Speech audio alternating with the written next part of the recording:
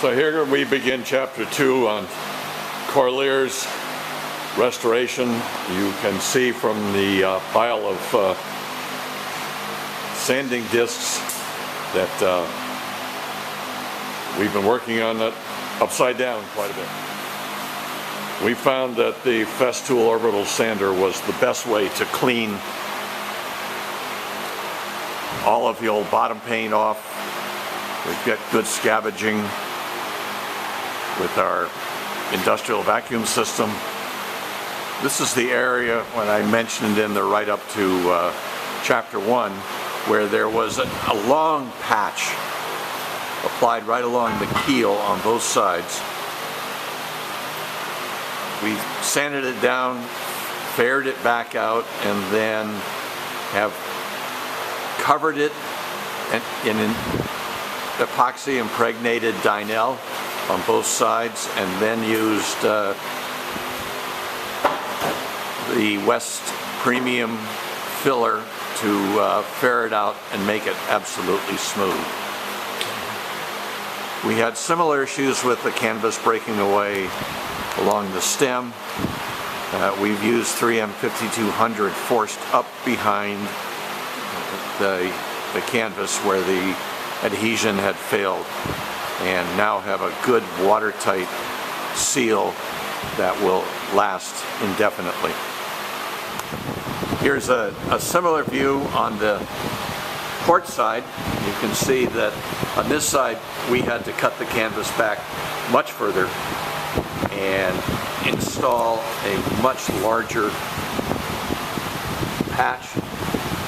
And on this side, which is where the centerboard drops, we had to make sure that we kept a clean but strong edge between the hull and the centerboard slot.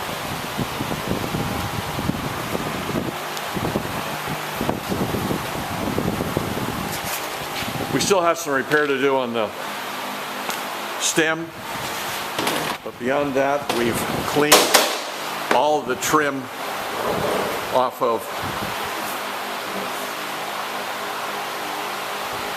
the rub rail, sanded it down and prepared it for varnishing. We're now,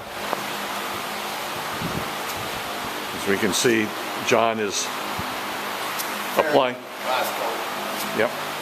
It's the last coat of fairing compound. We'll sand it smooth,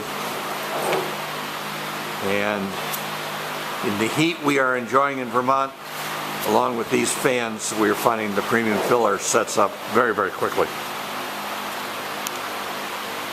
The top sides are being cleaned of 10 years of storage grime. RJ is in that process right now. Then we will sand this entire surface to get rid of the shine and provide some tooth for the top side paint. We'll be painting the top sides with Jamestown Distributors Total Boat wet edge topside paint. Should produce a glistening white surface. We'll do that with rolling and tipping. Put on probably 3 coats. Make sure we have good coverage.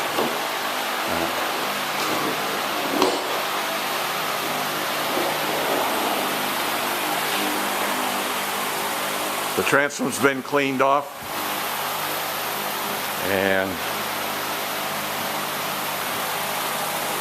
we've done some repair work on the skeg.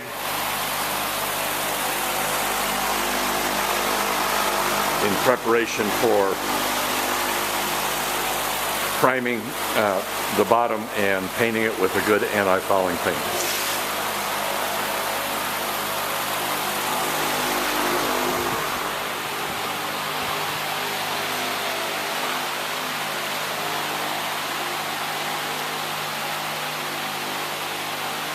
So we'll keep you apprised as we make progress, and our goal is to tape some painting by the end of the day today. You having fun, RJ? Loads of that.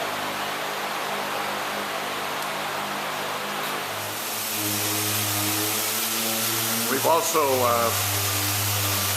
given some attention to making some repairs with this Dutchman patch where the tree found Corlear's cabin roof one winter.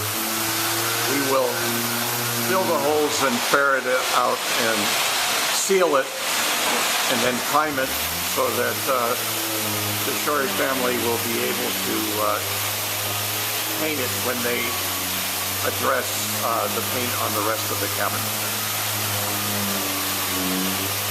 We have yet to make the half round molding, but that will be easy, and she'll be watertight from the top down once again.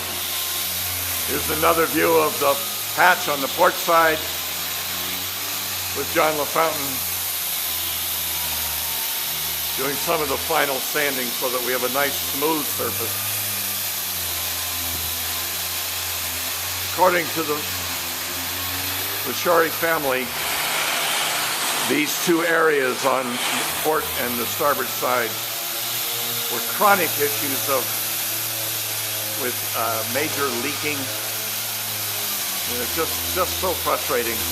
And as soon as we got underneath the boat, it was pretty clear to us why.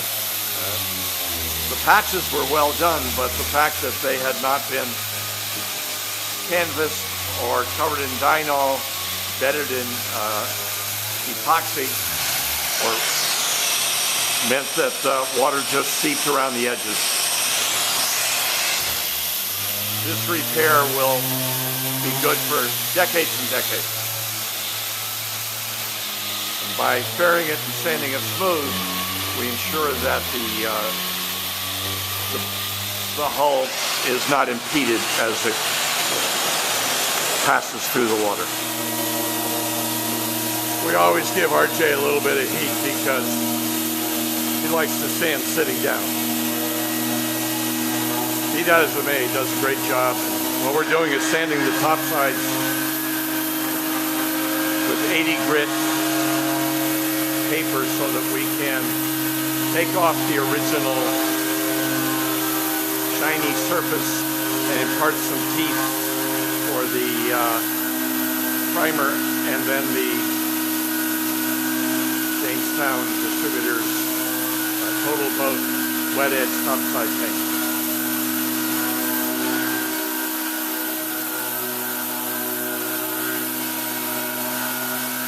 John's putting the finishing touches on the fairing the bottom.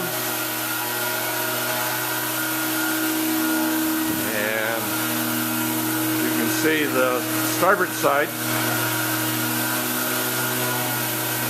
is ready for paint. We'll be doing that later this afternoon. The first coat should be going on.